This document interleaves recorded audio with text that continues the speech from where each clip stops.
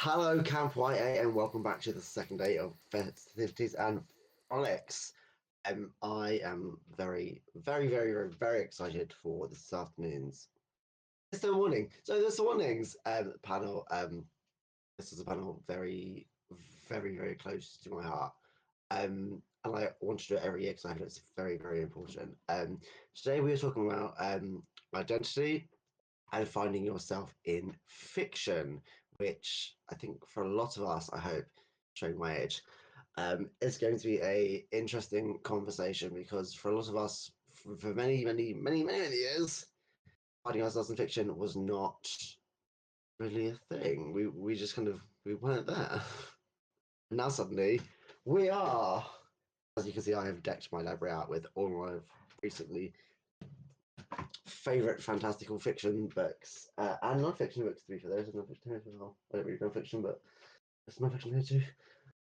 In my favorite recently released books, that's what I'm looking for. Fantastic. And today I'm joined by three, if I can speak the correct words, fantastic bloggers who are all here to talk about their amazing kind of journeys through fiction and finding themselves, because that's what we're here to talk about. So today I'm very privileged to be welcomed and joined by Ben with Books, um, Fabienne from Livery Draconis, and Holly and from Holly Cause and Ivy.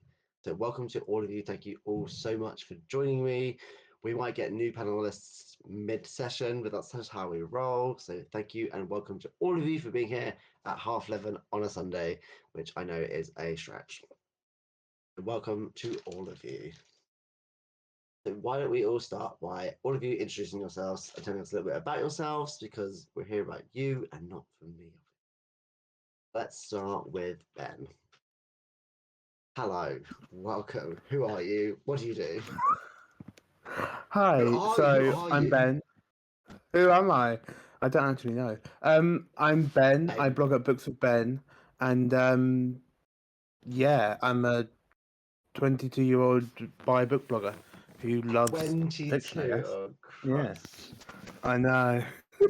That's not ages, right? Because this is not worth it. I should be sad as well. Oh gosh. That's not age.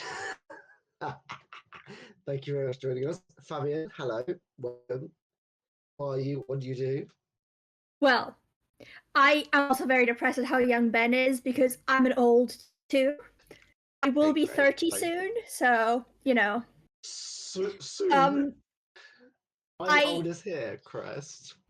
I blog at Livery Draconis.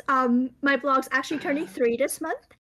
I I would describe myself as queer most of all. I'm kind of ex-historian now, kind of in publishing. General bookish person. Same. Yeah, I do various bookish things. I'm currently a judge for the British Fantasy Awards. I work with the Glasgow Worldcon bid, so I'm doing some like really cool behind the scenes stuff. Oh, Yeah. she got accolades. She got accolades. I'm fancy. Very fancy. And Holly, who are you? Where did you come from? What's your name? Hi, I'm Holly. I'm not going to mention my age, so I don't upset Stephen. I am I am a publishing graduate, so I've been in the industry and as a book blogger at Holly Calls and Ivy for years. I think it's now been like 6 years since I started it. Don't say that. Um, We met. oh God, yeah, it's been so long, and I miss you.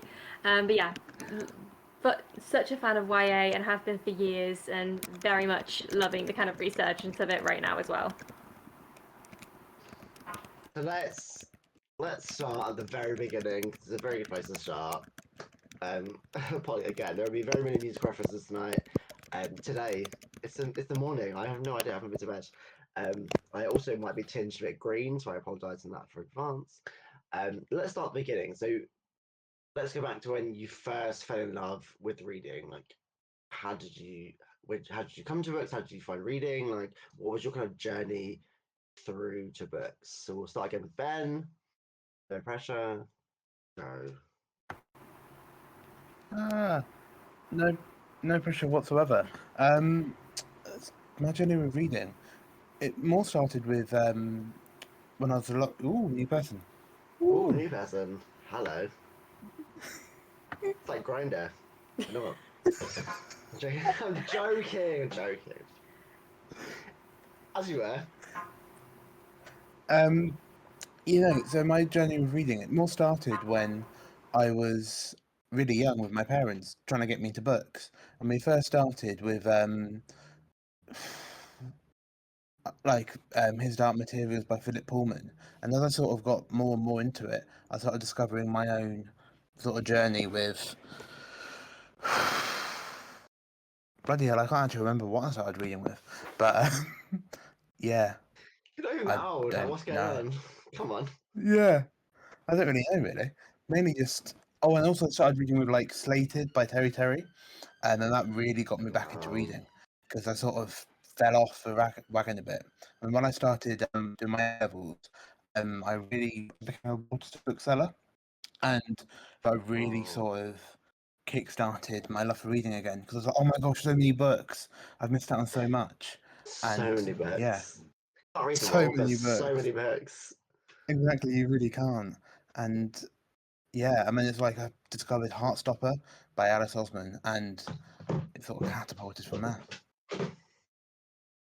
And yeah, that's me. Did you enjoy being a bookseller? Oh, I absolutely loved it. I recently, yesterday was my last day as a bookseller, so I was working at Selfridges as a bookseller, and I quit yesterday. So I'm very sad. That's a very, very true. Hello, Rhiannon. Sorry, welcome. Hello, Rhiannon. Hi. Welcome from the land down under. Yeah. We're just chatting about new, like, kind of journeys into fiction and how we found reading. So Yeah. let's get into it. So, Fabienne, how did you come to books? How do you love books? Why do you love books? Um, basically, my parents read to me from a very young age, but they Same. never really read kids' books to me. So, like, really early books I remember my mom reading to me was stuff like The Never Ending Story by Michael Ende. So, like, they never really read like stereotypical kid stories to me. So they always read That's actual fiction. heavy. Yeah. And then I learned how to read quite early on, and I kind of never stopped reading as soon as I was able to read. I Love that. remember the excursion into the library primary school where we were supposed to sign up to make a library card. School was going to pay for it. And I just walked in and got this huge stack of books, checked them out. And the teacher was like, no, you're only allowed to take 3 books. So I was like, nope, my library card allows me to take out 10. And even in like the primary Oh, school take library, I 10 always books. took out the biggest books that we had, whether they were age appropriate or not.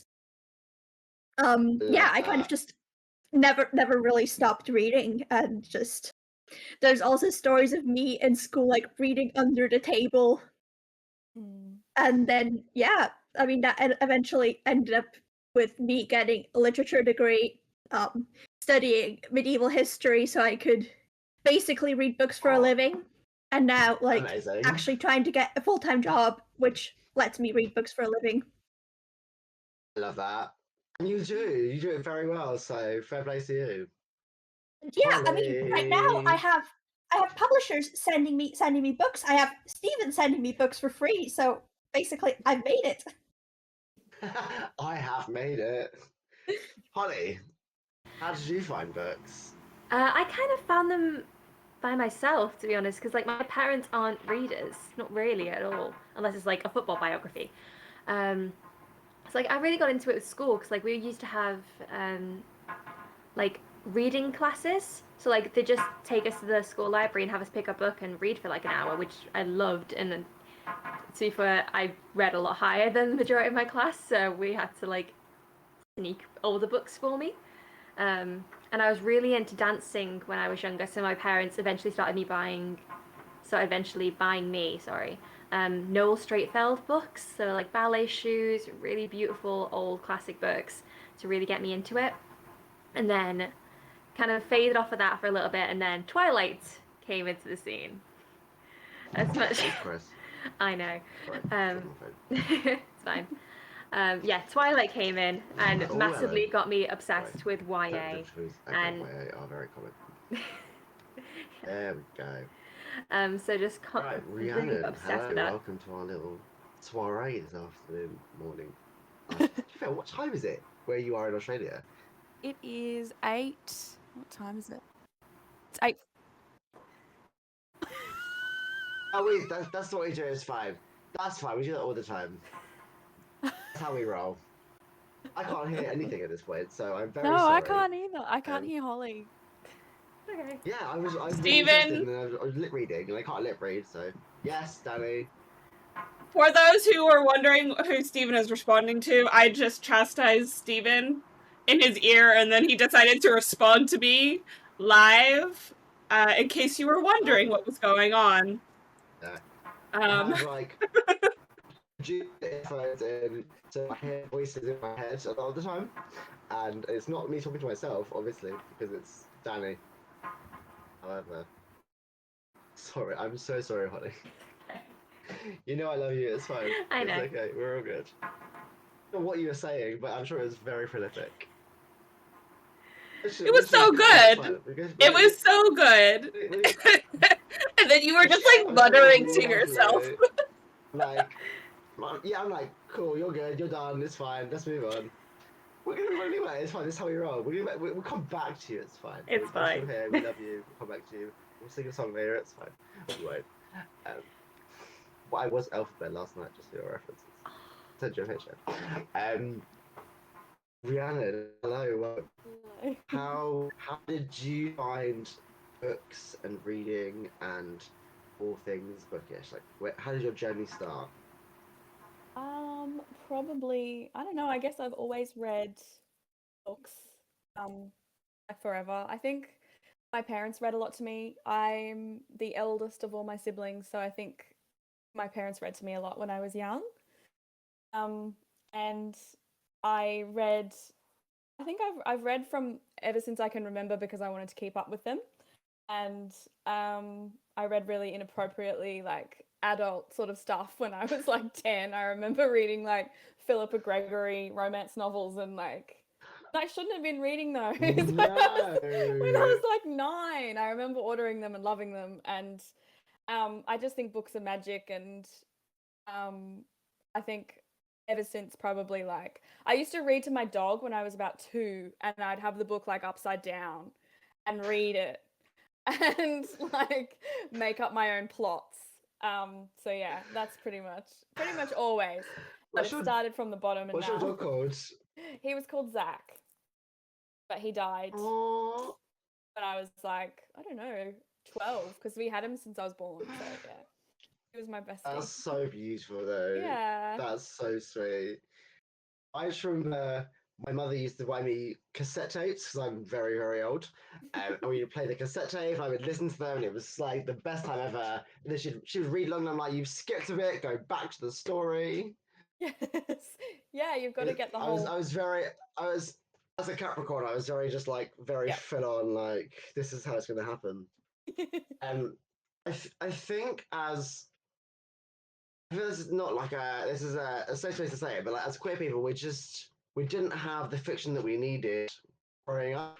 I didn't know that I completely didn't growing up. So at this point, it's about finding yourself via fiction. I remember several many years ago, I read a book suddenly, and there was a character who was in love with someone, and he got very emotional, and I got very emotional, and I was like, what is going on? Like, how is this okay? It was so weird. It was a Patrick Ness book. I was so involved, and it was the first time that I had seen myself in a book. So I'd love to know how all of you found yourself for the first time in a book.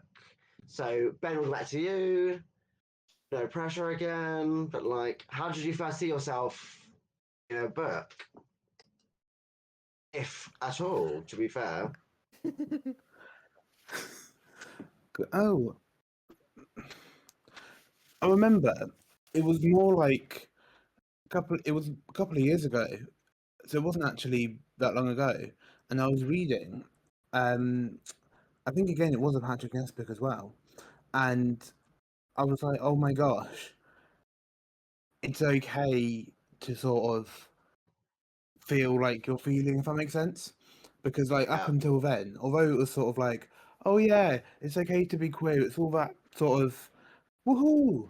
It was more sort of like actual sort of seeing it in like stuff I'm really interested in and being like, oh, it's validation, it's okay, and other people feel like this as well. Although like yeah, of course, like I had Twitter and stuff like that, it was very much oh wow, it's also in books, and I can actually seek out books that are the exact same as sort of what I feel, and it sort of just catapulted from there. So like again, Heartstopper by Alice Osman, with like Nick and Charlie, I absolutely adore those books, mainly just because you get to see sort of a young love blossom from like the very start, and sort of see Nick question himself a bit like how I did, and I was like, hang on, this isn't.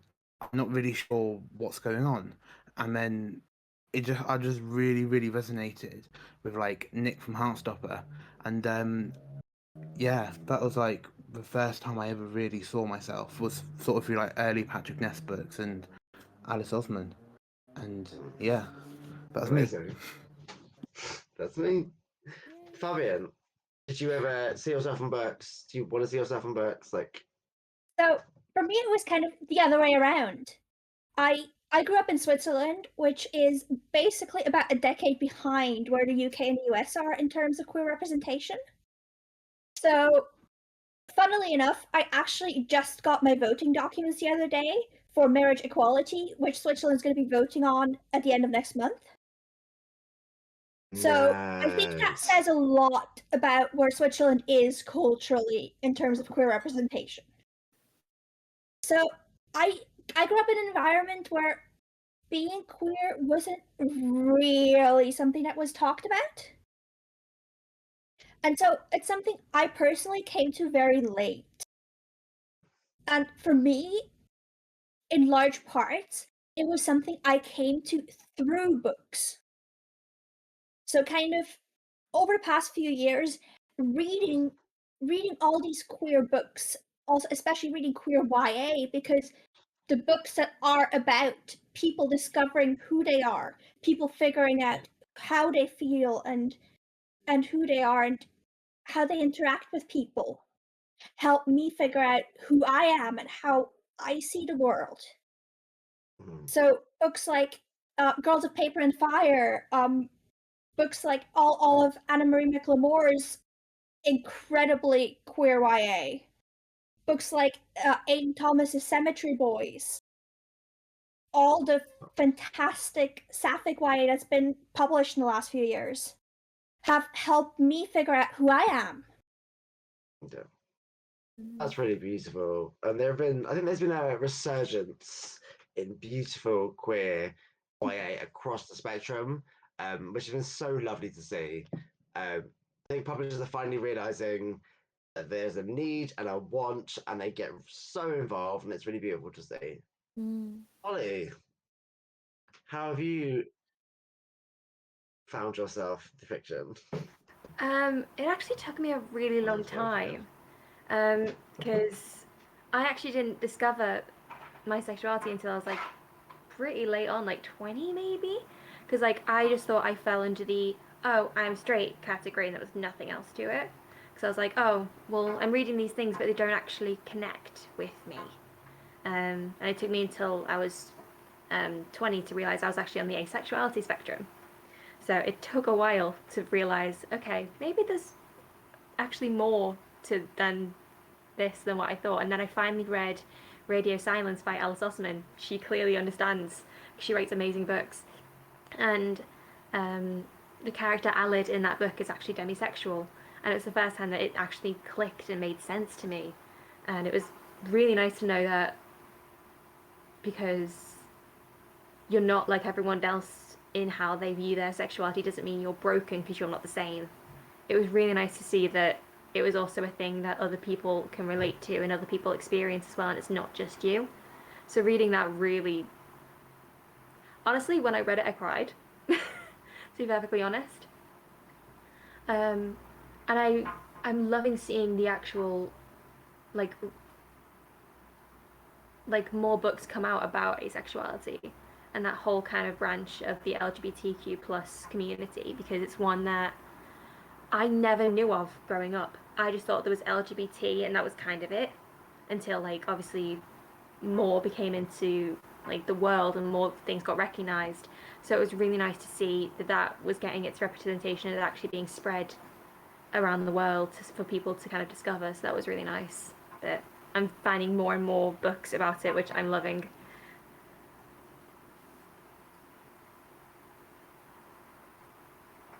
That was really lovely.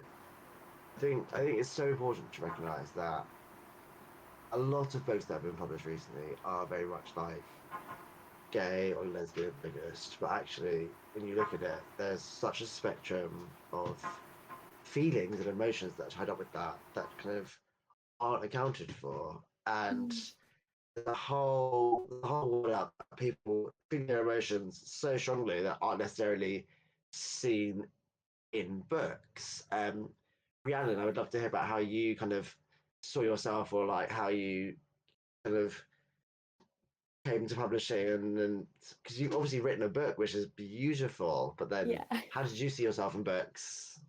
Yeah. Well, I don't think I saw myself in books much when I was a teenager. I kind of, through adolescence, thought that I was a lesbian who wasn't very good at it because I'm bi, and so I kind of like I grew up thinking, okay, so I like There's no women. rule book, it's fine. I was like, okay, so I like women, and then I got into my late teens and I fell in love with a boy, and I was like, okay, what is that? What's happening? And I didn't have the language for it at the time. It was like the early 2010s, or like I think it was 2010. And I think the first book that I saw that represented what I was going through, that confusion of being really strongly queer, but also being capable of having feelings for men. Um, and it was called Always Mackenzie, and it was about this girl who goes. It's not like a big book. It was like an indie book that I found in the school library, and it was about this girl who goes to a new school, and she has a boyfriend at her old school, and then she falls in love with the female school captain at her new school. And I was like, okay, so there are people like me who who have this kind of this queer side, and also that are capable of having boyfriends, etc., etc. So it's not just I'm not just really bad at being a lesbian. There are other things out there. There are other ways to identify, and I don't think it mentioned the word bisexual, but the way that that character went on her journey of knowing that her attraction to both genders was valid was really nice for me to see. And so, yeah, I think that's probably the first time I saw myself represented, and I was about 16. And then I kind of sought out a lot of as many other texts as possible. I pretty much read everything queer that I can find. And my book is about kind of accidentally falling in love with your friends, because that happened to me a lot. So that's another way that I negotiated my, I guess, queer experience. I think that happens to all of us a lot, to be fair. Right, it's I've just definitely fallen in love with many friends. I feel like I've fallen in love with most of them, like for at least for a while, and then I get over it, like respectfully from a distance sometimes. But yeah. Is it respectfully? Like, I had the same drama last night. Like, I can't do it anymore. Like, I'm just done. Like, no, thank you. Don't fall in love with your friends. No, Men don't are do it. trash. It's True. completely fine to say it. It is. They know it. Deep down they do. So I would love to talk to everyone about how kind of the first book where you were like, this is me? Where did that like first? Because there now, thankfully, are so many amazing, beautiful representational books. But what was the first book that kind of went, this is me, this is where I see myself? And back to you. Back to me. That beautiful, like mustard chair. I love your chair. It's so cool. Oh, thank you so much. Can I have the chair, please? Thank you so much. I would just love a chair. Feel free. Go to IKEA. I live like Yeah, 5 no- minutes from IKEA. Like, that's not the point here. Oh, no. So, wait, what was the question again? I've gotten totally confused. What was the first book that you like literally saw yourself in? It was like, this is me in a book, if at all. An Absolutely Remarkable Thing by Hank Green. And I think, Really? yeah, because April, the protagonist, is a bi character. And when I was sort of reading it, it was like the first time I'd really sort of come across a bi character that I was like, oh my gosh, she's absolutely chaotic and she has no idea what she's doing. And I feel like I have no idea what I'm doing. And like, when it comes to my sexuality, I like half before I sort of realised I was bi, I was like, am I doing this whole straight thing wrong? Because I don't think I should like guys as much as I do. And then as I sort of, again, reading through fiction, I was like, hang on, there's just another word to that, it's just called being bi.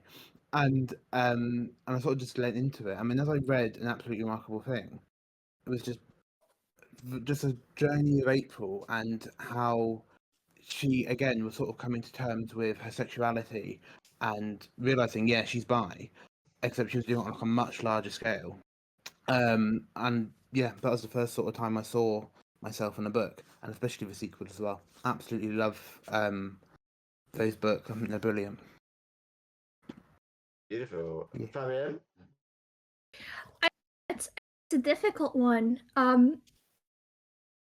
There's always been books that I've seen elements of myself in, but I feel like the book I was most like, this book is just me, was probably actually quite recently The Nature of Witches by Rachel Griffin, which I know it just came out a few months ago, but that book is just, the main character is just such like a chaotic witch and bisexual, and she's just like airy fairy all over the place and just kind of wants to do good but just doesn't always manage. Love that. Holly? Your Silence by Alice Osman, because I actually asked for books that had that representation in it, because I was like, I've never seen this before. I've never known anyone to write about it or even like acknowledge it. So I actively like sought it out, feeling like, can someone please tell me there's actually a book with this in? Like there's actually a character who is actually demisexual or is on the asexuality spectrum, so I can see how that's even represented in the book. And someone suggested me Radio Silence, and there's such a gorgeous paragraph in it where Ella describes how it feels, like feeling like you shouldn't question it because you're straight and that's kind of it, but it's much more than that. Like it's such a different thing of just plain heterosexuality. It's asexuality, it's different. But reading that really hit deep with me, and it changed the way I read characters forever. I think that emotional connection for books is so important. When you like find someone that you can see, you're like, oh, this hit the feels. Like this is me in a book. That's so important. Rhiannon, have you ever seen yourself in a book? I don't think like fully. Like I'm trying to think, but it's really hard to, like Fabienne was saying, like you can see pieces of yourself, but you don't always see one where you feel like it's you. Definitely, but probably. Conversations with Friends, Sally Rooney. I love it so much that when people don't like it, I get really upset. I like battle with people. I'm like, well, have you read it? Have you read this page?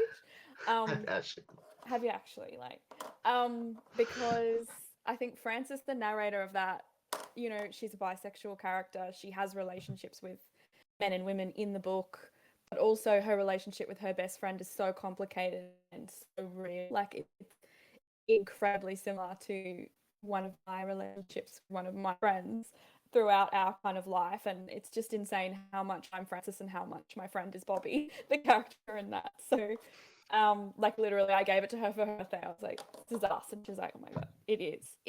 And it's just amazing to see that intangible complexity of queer friendship represented, where you're kind of like, you've dated but then you become friends, and then there's always this like, I don't know, this intangible bond that you have with one another. And I also love that Frances is not a cookie cutter good character. She's not always that moral, and I like that. Like, she's relatable, I think, because she messes up, and it's just brilliantly written. It's just one of the best books I've read, and it's one of those books where you wish you could read it for the first time again to feel the feels. oh, there are so many books like that I would love to read for the first time. You just want to scrub it and then read it again. Sally Rooney is a very controversial topic in our campfire group. Why? For reasons I won't tell you until after the conversations have been had. Mainly me and one of my very good friends. This is why we killed Alice. Me and my friend do Irish accent and just like either pretend to be Sally Rooney or read pieces of like normal people out into our group chat. Normal people, And yeah. our friends are not happy with us at this point. That's the point of this conversation. There's a tangent that I've just gone off on. I mean, normal people's a different book. That's what I say to people. Just read It is Conversations with different, Friends. yes. Conversations with Friends is better. We'll try next. We'll see what happens. I think for a lot of us, publishing has come so far. I mean, like the leaps and bounds they've taken in the last 5 years has been amazing, and there's now a lot out there.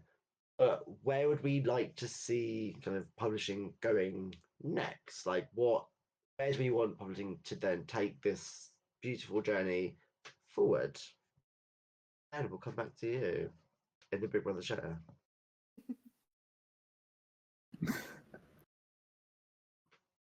I would sort of love to see sort of publishing, and in particular, like sort of queer fiction.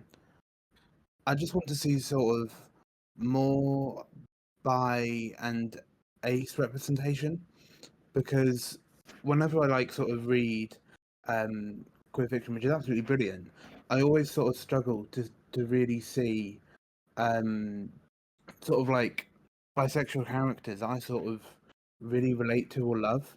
And it's like there's like a couple of books that I adore, but it's mainly because that's sort of the only real representation I've seen, especially with sort of bi boys, because it's like whenever I sort of read a bisexual character, it's either like, oh my gosh, they sleep around and they're really promiscuous and they're only bi because they want to have everyone, or like, oh, they're bi but they're not really bi because they're in a straight relationship at the moment. And I'd love to sort of see a total parallel, which is like, actually, you're bi and you're okay with being bi, but it doesn't necessarily mean you have to be sort of, oh my god, I'm really promiscuous or whatever, like the sort of really stereotypical sort of things. Because it's like there's a couple of books which like The Truth About Keeping Secrets by Savannah Brown. I really liked that because the main character in that knew she was bi, but it wasn't exactly like sort of, oh my god, I'm bi. And it's like basically I'd like to sort of see books that are, you're really confident in your sexuality, but it doesn't necessarily have to be, there's sort of something else on top of it as well, if that makes sense. Like 100%. yeah, like I love all these coming out because I think it's brilliant and they've really helped me, and I think we need just as many and them to keep coming. But I'd also love to see stories that are, oh, I'm queer and I'm 100% here, but also something else on top, so it's not the main focus, because I think that's also genuinely just as much as important as all these really brilliant finding yourself books, if that makes sense. That for me, that's what Jack of Hearts was, because Jack is so just Mm. like, I am here, I am queer, I don't care what you think. Oh, I and loved it's that like, book so much. it was so important because actually he was just like, it's not about, it wasn't his coming out journey. He was just there. He was unequivocally proud of who he was Mm. and what he was doing, and it was so beautiful. Also, And also, it I was think so your funny whole, as well. it was hilarious. It was beautiful, but sad, but funny, but like all the things you want in a book. I feel Exactly. your description was much a personal attack on me, but that's okay. It's not about me again. Oh, sorry. But we all just very called out by this. Like, Fabienne, like, where would you love to see the book industry going? So, I've got a lot of opinions on this, and some might be a Fantastic. bit That's why we're here. controversial. That's why we're Um, here. We are open. We are friendly. There's a circle of safety. We're all good. So part of it is like building on what Ben said, that we definitely need to build on what we have to go a step further and have books where characters happen to be queer and books that aren't about being queer. But there's also that, especially in the US, in the last year, they've announced the closure of a couple of imprints that were really, really leading in terms of queer and diverse books. And like yesterday, when I pulled out all my queer YA books, I noticed again how many of them were, for example, from the James Patterson Presents imprint. And that imprint is now shutting down. If it hasn't So- shut down, it's just stopped publishing other people's books. Well, yes. It's a massive problem. That is a massive problem. And I think that is one of the biggest challenges that queer YA is facing. That James Patterson Presents has stopped publishing other authors. And I know technically it's been absorbed, but who knows what's happening there. And Imprint, another imprint which has been publishing a lot of diverse and queer YA, has also been closed. So I think there needs to be something that will pick up the slack there. Because actually one of the books that I have recently loved was It Ends in Fire by Andrew Schwartz, which features a very, very chaotic bisexual heroine and has a love triangle that works. And it's an alternative for Harry Potter because it's a magic school book that's not transphobic. We love to see it. Yes, we What are love the to see it. chances? So I think that is something that is really important. Then we need more UK YA that does queer things, because there are only a handful of authors publishing in the UK, and you can't just always import things from the US, because the problems that face queer teens in the US are different from what face queer teens in the UK. 100%. Yeah. And also maybe translate stuff from places that aren't English speaking. I love that you said Like a that. scandal. I think that's so important. No, it's not a scandal. It should never be a scandal. No, but like one of the things that I've loved about our charity partner Room to Read is that they publish stories from around the world, and reading these stories, I just felt so like empowered, because they're such beautiful stories that aren't from cis white people, like just that are there to be like enjoyed. You're like, come on, we can. One of my very, very good friends did her dissertation on translated fiction into the UK. It's just not much there. You're like, come on, guys, there are beautiful stories everywhere. Let's just publish good stories. That's not how publishing works, apparently. yes, and Well, I can say sadly, that as a publisher. the UK-US market is the one that cares most about diversity comparison to international markets.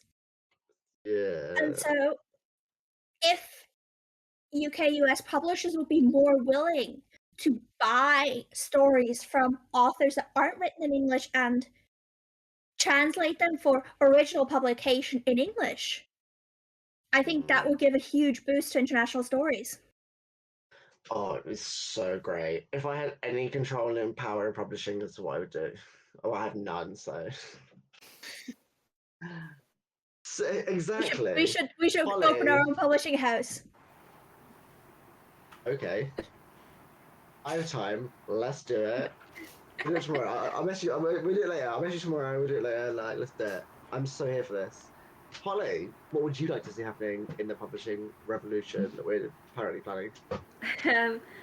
Similarly to what Ben said, like ace representation, I love to see, like, have a full steam ahead on it, because like there's not as much in comparison to like the rest of queer literature, because it's kind of a thing that unfortunately still has a lot of erasure in it, because people don't,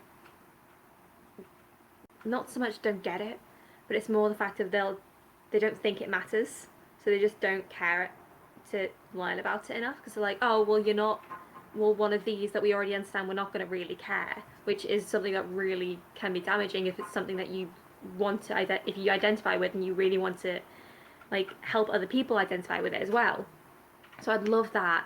And like you said as well, like bring good stories, like have different voices bring in the stories, have different languages as well, because there's so much wealth of stories out there that it's so disappointing that it just comes to like a very small margin actually get told. I wish people would actually like branch out, and publishers would actually allow way more stories to be published that actually can find their places in people's hearts, because there's so much out there that can be enjoyed, and such a small amount of it actually is, because a very small amount of agents and publishers actually want to publish it. So I just want more stories for people to understand and relate to.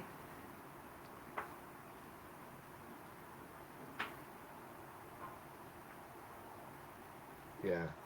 Oh, if only. Let's just start a really like queer YA camp-fest publishing house and just publish all the stories.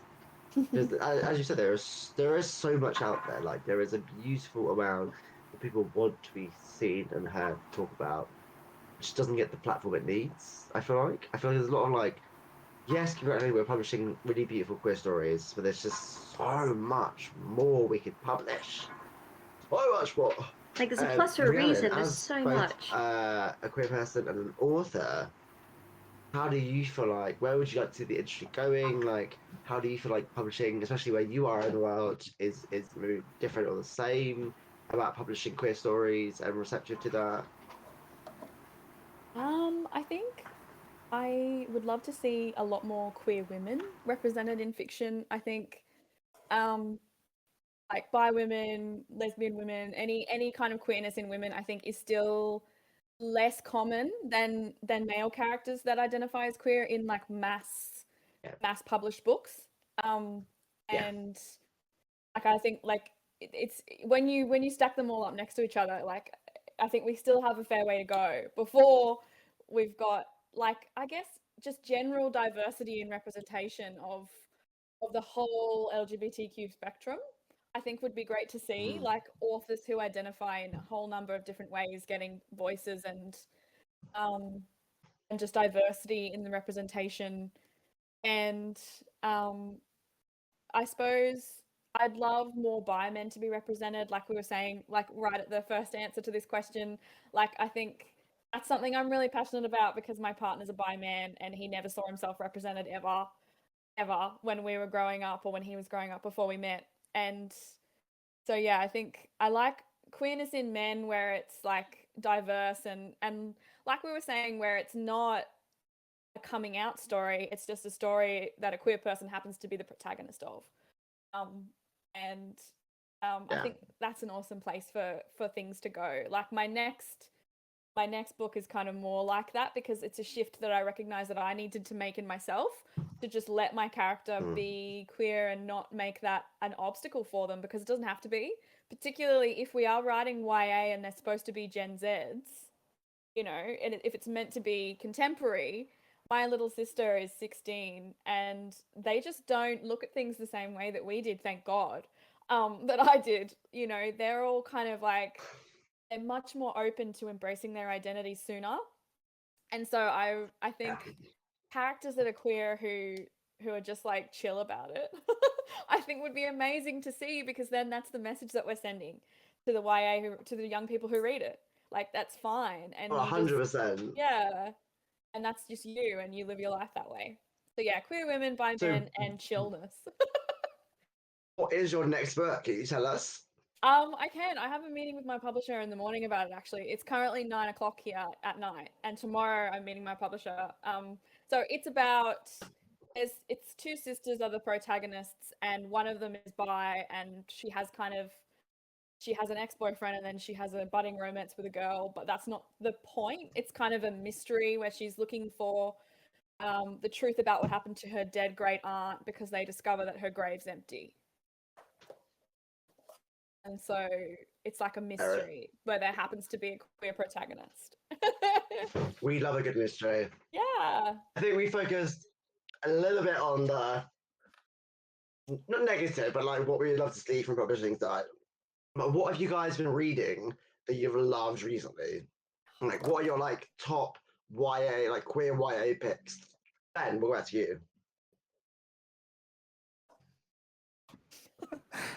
Well, that's a problem. I haven't actually been reading. Oh, same. Reading is so hard. I've been really struggling to read for like the past 3 months, and I absolutely hate myself for it, because I really want a really good, like, just a really good sort of queer, messy book, but like I just can't find myself getting into anything at the moment. But I think the last really good sort of YA queer book I started reading was Felix Ever After. I absolutely loved that. I managed to get about halfway through until I got distracted by university exams. But it was amazing, and also the edges are incredible. Oh, Yeah, so and like beautiful. aren't they? And my favorite thing is I hardback, used to love selling it. It's brilliant. Yeah, I have it in hardback, but I had to buy this paperback because it's beautiful. I know. I've got like 3 copies of it now because I've just got like all the different editions just because they're brilliant, and it's just also such a good book. About buying multiple copies is the author gets all of the royalties on all the copies. So buy all the copies, basically. And my favourite one is Cemetery Boys. I managed to get the so Barnes and Noble one, isn't it? That edition I is managed to get the Barnes gorgeous. and Noble one, and I'm so happy with it. Dare you? Oh, that's beautiful. Oh yeah, that's my bookcase. How dare you? Hello, bookcase. Love it. Fabienne, I send you many books, some of which are queer. Do you love them? Do you hate them? What have you been reading? What have you loved? So I read a lot. I read way too much for my own good. I've read almost 300 books this year. I have a problem. 300? So that's why I ask you for so many books. I actually read them all. So, but some of my favorite like queer YAs, because I actually got out a lot of books yesterday. I recently loved A Lesson in Vengeance, Disaster Lesbians, Dark Academia. Very good. That's your vibe, like disaster, like troublesome lesbians is like you're like yes, let's do it. Yes, that is absolutely my vibe. And then a book that is very, very underappreciated, The Winter Duke. Lesbian arranged marriage tropes. So main character basically takes over her brother's arranged marriage, and it's just like, fuck this shit, I don't want to marry this guy. I'll just take her instead. And then they actually fall in love. Yes. Be a much easier life, I feel like. Yeah, I also really love basically anything by Anna Marie McLemore. They are amazing. But I think my favorite is this one, When the Moon Was Ours. Basically all of her books are kind of magical realism, extremely queer. Yeah. I also loved One Last Stop. I've listened to the audiobook twice in about 2 weeks period. So yeah, I think that's like kind of my recent favorites. But yeah, Holly, if anyone ever needs any recs, like hit me up. Literally, go ahead, find her on Twitter, hit her up, sort her out. Like, she is the best recs. Holly, I can't sing. What have you been reading, loving, enjoying? I actually just finished Cinderella is Dead a couple days ago, and I absolutely loved it. Oh my god, it was so good. Like, I love fairy tales as it is, but the way that book completely twists it on its head is amazing. And the love story isn't like central, which I love.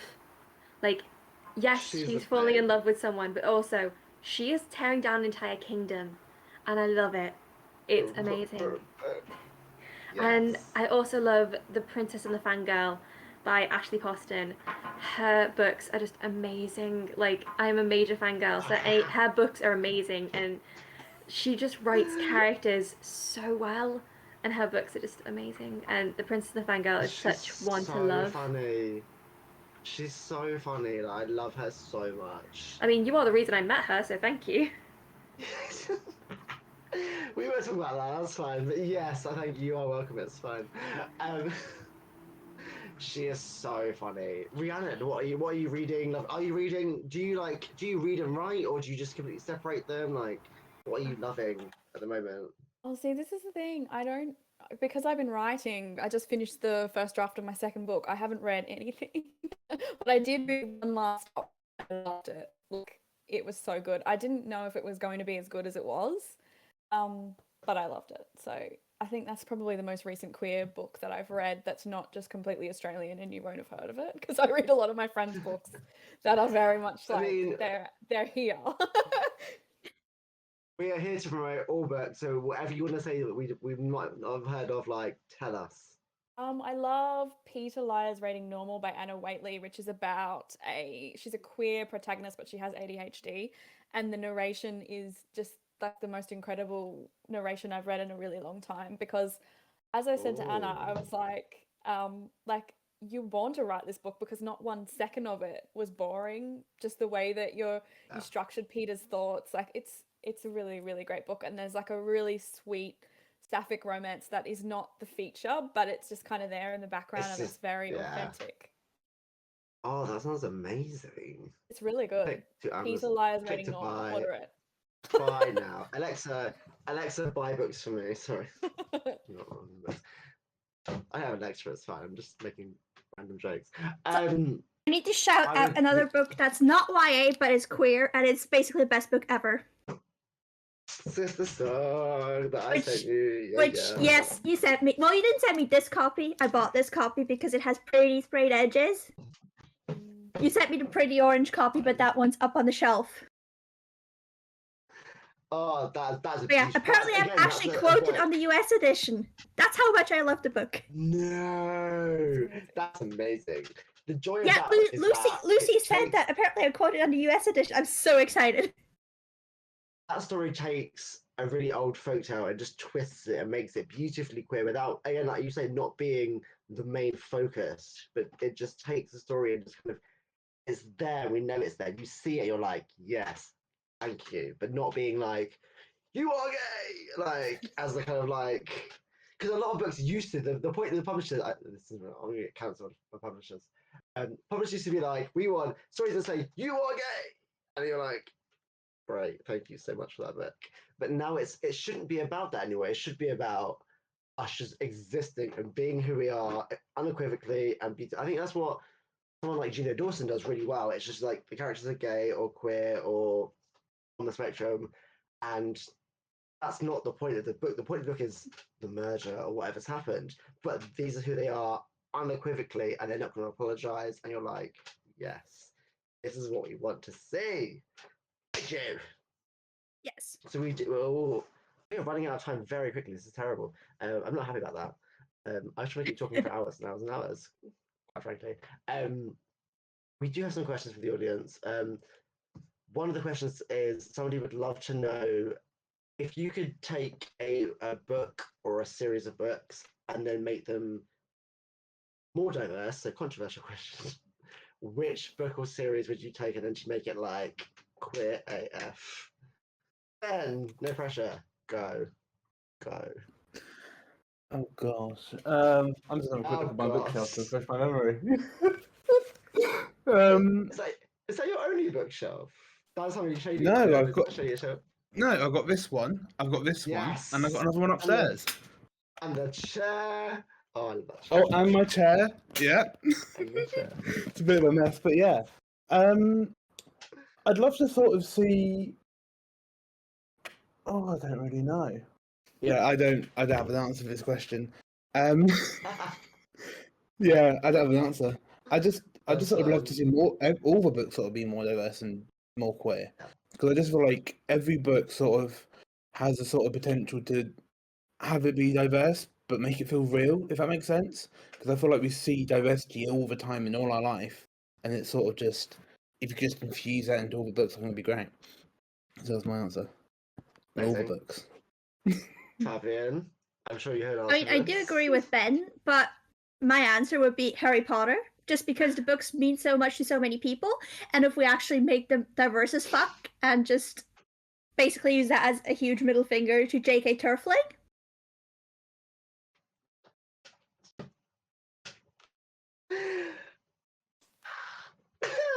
I can't do it. Yes. One day it will happen. It will get a copyright soon. It's fine. Don't worry. Christ. I 100% agree. Like, those books meant so much to me growing up. Have more representation in them. Like, come on. There's a Like, reason that I've glittered this Dementor. Like, it's now the gayest fucking you've ever seen. Like, see, even things like classic literature, I wish they were more diverse because they are majority of them are extremely whitewashed. There's that whole YA retelling remix series coming out starting next month.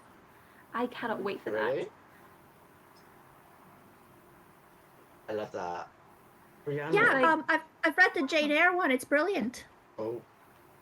That is good. That is really good. To be fair. Yes. Because like things Rhiannon. like sorry. Oh no. No, it's fine. No, keep going. No, so I was gonna say is like, for example, a lot of people have been obsessed with Bridgerton, and that TV show did really beautifully in bringing in a diverse cast, whereas the books are incredibly whitewashed. Like, change that. In my hometown.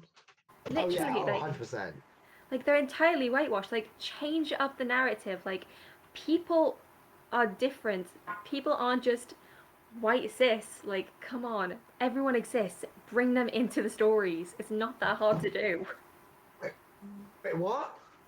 What? I'm so confused. You are not the only Rhiannon. person to live in England, Stephen.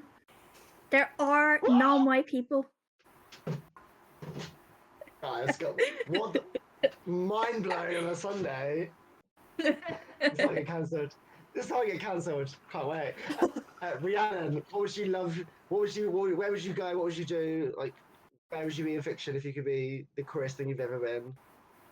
If I could like change anything, like change a story so that it was queer, I think it would be cool if there was at least one or like an out queer character in Twilight. Like, I just want like queer, like Edward to be bi or something. Like, she discovers in his past and he's totally chill about it. I think that would be cool. Or Bella and Alice run off together. I've always seen that. Yes. I've always seen it. Like, tell me that that's not a vibe. Totally. Yeah. Totally. Like, that would be so cool. But like, she probably wouldn't do it, but I would do it. It would. Let's do it. Let's write it. Yeah. Let's just do it. I mean, if we're talking like wish fulfillment, yeah. I mean, Twilight was fan fiction to begin with, so it was like Mortal Instruments. Let's just write the fan fiction and let's just have it. Yeah. Why not? What's stopping us? Nothing. Can you imagine? Oh, I remember being Yauk one year and just chatting to this woman, and I was like, "Oh, how are you?" And it was just like Stephanie May just chilling around. And I had no idea who she was, and I'd be like, "Oh Christ, it's you. You are who you are. Sorry." I'm being told to wrap up. This is not funny. I don't want to do that. I want to keep talking. Thank you all so much for coming and joining this panel. It's been so amazing, and there's so much more we can say. I want to say, and like because I need to have more information about everything you all said. It's been so beautiful. Please let us all know. We can all find you on the interwebs that are the webs. Not serious. Oh. This is me. You can find me on Instagram and Twitter at Books of Ben, and you can then find me on my blog at www.booksofben.co.uk. That's where you can find me. You have the www. That was beautiful. Like you have to do the whole thing. Like yeah, you got to do all of it. You have to do it. I mean, it's very important to finding you. Fabienne, where can we find you? You can find me on my blog at www.libradraconis.com. You can find me on Twitter as @FLSchwitzel, and you can find me on Instagram at Libre_Draconis. Beautiful. Holly. You can find me on Twitter as HollyQuillsIvy or through my blog as hollyquillsandivy.co.uk. Lovely. And Rhiannon, where can we find you? You can find me on Instagram at Rhiannon_Wilde. I'm too anxious for Twitter. I'm sorry. And my book is called Henry Hamlet's Heart, which I haven't said at all in this whole panel, which is great. No, sorry. Yes. Henry Hamlet's Heart. You can find that. I also have a website. It's like www.rhiannonwilde.com.au, I think. I feel like that's what it is. And that. Please do go and follow all these places. People buy Rhiannon's book because it is beautiful. You can find me at www. I don't know what the rest of the word is. My Bookish Life is me on Twitter. Thank you all so much for joining us. Thank you to Rhiannon for coming so early from the other side of the world. Like, we really appreciate all of you guys, what you do, and your representation of queer books. And we really hope you enjoy the rest of Camp YA. There is a great day ahead of us. And thank you all for joining. So keep on the live stream. We'll all be here for the rest of the day, and go buy all these books that these people have recommended because they are amazing, and we'll see you soon. So thank you.